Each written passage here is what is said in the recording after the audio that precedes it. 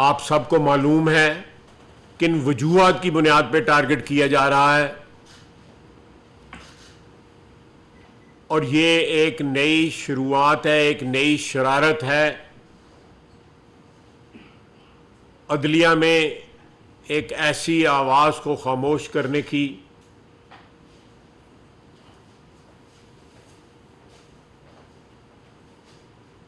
جو حق اور سچ کی روایت کو قائم رکھے ہوئے ہے۔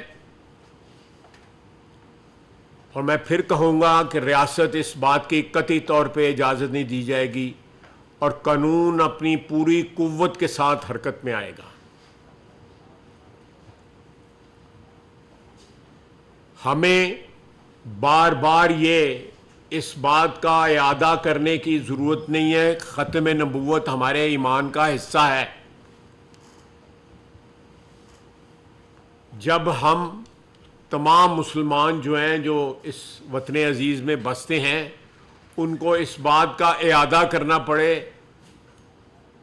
تو آپ سمجھیں کہ معاشرے میں کوئی نہ کوئی ایسی کمزوری ضرور ہے کہ آپ کو اپنے ایمان کا جو ہے وہ ظاہری جو اس کی پوسچرنگ جو ہے یا ظاہری جو اس کی جو حیثیت ہے آپ اس کو بار بار اجاگر کر رہے ہیں۔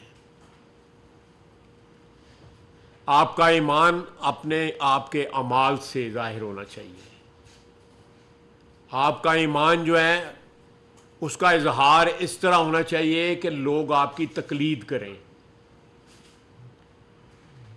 اس طرح نہیں ہونا چاہیے، ایمان یہ نہیں آپ سے ڈیمانڈ کرتا کہ آپ لوگوں کو قتل پہ اکسائیں۔